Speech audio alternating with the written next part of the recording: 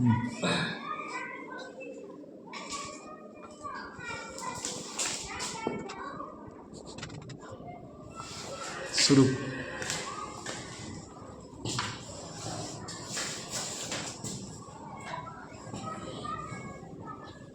चलिए, हमारे जितने भी स्टूडेंट्स हैं, फिर से एक बार फिर आज हम आपके लिए लेकर आए हैं वॉइस का हॉट ट्रिक। ये एक ऐसा हॉट ट्रिक है कि अगर आप वॉइस नहीं पढ़े भी होइएगा और इस हॉट ट्रिक को अगर आप पढ़ लेते हैं तो आपकी एग्ज़ाम में कोई भी सवाल ऐसा नहीं आएगा जो इससे हट के आए। ठीक है, अगर ये आपको याद हो जाता है हॉट ट्रिक तो है आपका जो है एक बैग मतलब पॉइंट है कि सवाल एकदम वॉइस बन ही जाना है। इसीलिए जो है आप वॉइस आज आपके एकदम मुट्ठी में होना ही होना है। तो इसलिए आइए वॉइस का हम हॉट ट्रिक लेकर आए हुए हैं। हमारे जितने भी 12 के स्टूडेंट्स हैं जो इस साल एग्ज़ाम देंगे फरवरी में और ग्रामर में वॉइस टॉपिक को लेकर उनको बहुत ज़्यादा डर लग रहा है कि सर वॉइस कैसे होगा, तो आज से ये डर हटा दें आप, क्योंकि हम आपको लिए आए हैं हॉट ट्रिक के साथ आए हैं। और ये हॉट ट्रिक अगर आप पढ़ाई कर लेते हैं, पढ़ लेते हैं, तो समझिए कि इससे ज़्यादा आपके एग्ज़ाम में नहीं आएंगे। ठीक है, तो देखिए वॉइस का यही वॉइस का हॉट ट्रिक है, आपको इतना ही पढ़ना है। जैसे देखिए, अगर वॉइस में अगर आपकी एग्जाम में वॉइस में V4 लगाया होगा तो आप उसके ऑप्शन में जाइएगा तो देखिएगा बेइंग लगा होगा। जिस ऑप्शन में बेइंग लगा होगा वही उसका आंसर होता है। ठीक है, V3 जिसमें V3 होगा उसमें बीन का प्रयोग किया गया होगा। ठीक है, V2 अगर किसी सेंटेंस में V2 है तो उसमें उसके ऑप्शन में वाज या वर का प्रयोग किया गया होगा। वाज और वर का प्रयोग से हम जानेंगे कि उसका पैसिव वॉइस है। ठीक है, अगर मॉडल वर्ब लगा हो तो आप ऑप्शन में जाइएगा और कहीं ना कहीं ऑप्शन में आपको बी दिखाई देगा, वही उसका आंसर होगा। V1 या V5 लगा हो किसी सेंटेंस में तो आप उसके ऑप्शन को पढ़िएगा और ऑप्शन में जो है एम इज आर कहीं ना कहीं होगा, वही उसका आंसर हो जाएगा। ठीक है, फिर आगे बढ़ते हैं हम। अगर किसी सेंटेंस में प्लीज या काइंडली लगा हो, क्या लगा हो, प्लीज या काइंडली लगा हो, तो आप उसके ऑप्शन में जाइएगा। जिस ऑप्शन में आपको रिक्वेस्टेड दिख जाए वही उसका आंसर होगा। फिर देखिएगा डोंट, ये ज्यादा पूछता है बिहार बोर्ड एग्जाम में। अगर डोंट सेंटेंस के पहले लगा हो, बता दिए हैं यहाँ सेंटेंस के पहले लगा हो, तो आप उसका ऑप्शन पढ़िएगा और ऑप्शन में ऑर्डर्ड लगा होगा, वही उसका आंसर होगा। फिर देखिए, जब सेंटेंस में डोंट लगा हो और डोंट किसी सेंटेंस के बीच में लगा हो, कहाँ लगा हो, बीच में लगा होता है, तो आप उसका ऑप्शन में जाइएगा। जिस ऑप्शन में नो वन लगा हो वही उसका आंसर हो जाएगा। गिविंग ऑर्डर, गिविंग ऑर्डर का मतलब होता है आदेश देना। अगर कोई भी सेंटेंस आपको लग रहा है कि ये सेंटेंस हमको आदेश दे रहा है, ये गिविंग ऑर्डर है, तो आप उसके ऑप्शन में जाइएगा और ऑप्शन में लेट लगा होगा, वही उसका आंसर होगा। Advice, giving advice, giving advice का मतलब होता है सलाह देना। जैसे आप डॉक्टर के पास जाते हैं तो डॉक्टर बोलता है कि आप समय पर दवा लीजिए।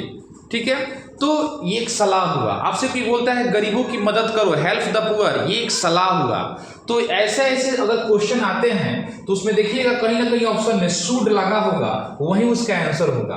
और आप कसम खा लीजिए ये सब लगा होगा और सभी के साथ एक V3+y लगा होगा। क्या लगा होगा, V3+y लगा होगा। V3+y सबके साथ आएगा ही आएगा। ठीक है, फिर देखिए अगला पॉइंट है इंट्रोगेटिव। इंट्रोगेटिव का मतलब होता है आस्क द क्वेश्चन, यानी आपसे कोई क्वेश्चन पूछता है तो वो इंट्रोगेटिव सेंटेंस है।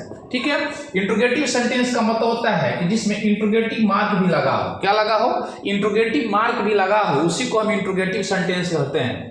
आइए उसमें अगर इंट्रोगेटिव सेंटेंस में हु लगे तो उसके ऑप्शन में देखिएगा जिस ऑप्शन में बाई होम लगता है वही उसका आंसर होता है। अगर डू और डॉज लगा हो तो एम इज आर जिस ऑप्शन में लगा होगा वही उसका आंसर होगा।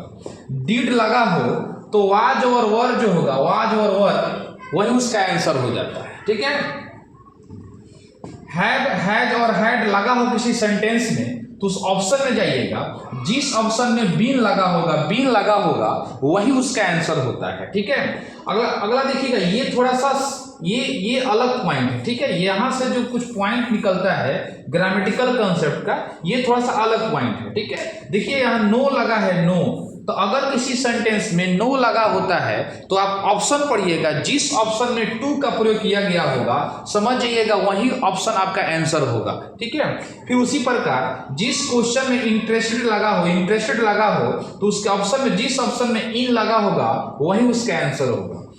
प्लीज या डिसप्लीज लगा होगा तो उसके जिस ऑप्शन में या विद लगा होगा या एट लगा होगा, या विद लगा होगा या एट लगा होगा वही उसका आंसर होगा। जिस फिर सेंटेंस में टायर्ड लगा हो या सेटिस्फाइड लगा हो तो उसके ऑप्शन में जाइएगा, विथ लगा होगा वही उसका आंसर होगा। शॉक्ड लगा हो या सरप्राइज लगा हो तो फिर आप ऑप्शन में जाइएगा और जिस ऑप्शन में जो है एट लगा होगा समझिएगा कि वही उसका आंसर होगा। अगर आप इतने वॉइस के हॉट ट्रिक को अगर आप पढ़ लेते हैं तो आपकी एग्जाम में कोई भी क्वेश्चन नहीं आएगा जो इससे बाहर से आएगा। यानी आप ये जानिए कि अगर ये हॉट ट्रिक अगर आपको याद हो जा रहा है तो आप आपके 12th बोर्ड एग्जाम में है, आपका वॉइस यहाँ से एकदम बन जाना है। इसके लिए आपको पूरा वॉइस नहीं पढ़ना है, आप इस कॉन्सेप्ट को, इस हॉट ट्रिक को जानिए और जाकर किसी भी मॉडल पेपर से प्रैक्टिस कीजिए। देखिए क्वेश्चन यहीं से डायरेक्ट फंसेंगे, ये मैं हॉट ट्रिक ऐसा बनाया है। ठीक है, तो चलिए जितने भी 12th की एग्जाम लोग दे रहे हैं, वॉइस आपका हुआ आज खत्म। इतना अगर आप देख लेते हैं तो इससे बाहर कभी वॉइस जाएगा नहीं बाबू। और आप लोग बढ़िया से पढ़ाई कीजिए क्योंकि एग्जाम का दिन बहुत ही कम है और मैं आप लोग के लिए पार्ट बाय पार्ट वीडियो ले ही आ रहा हूं। और आपका मेरा जो वीडियो है वो सिर्फ एग्जाम के लिए है। ठीक है, वो एग्जाम के लिए ही वीडियो है, समझिएगा, क्योंकि आपको एग्जाम में कैसे करना है ये मैं आपको बता रहा हूं। आपको ट्रिक वाइज जो है ऑब्जेक्टिव रटने से बेहतर है कि आप किसी कॉन्सेप्ट को समझिए और फिर ऑब्जेक्टिव में बेहतर मार्क्स लाइए, क्योंकि ऑब्जेक्टिव अगर आपका बेहतर चला जाता है तो आपका बेहतर मार्क्स भी किसी भी सब्जेक्ट में आ जाता है। इसलिए आप ऐसा हॉट ट्रिक पढ़ते रहिए और क्वेश्चन करते रहिए।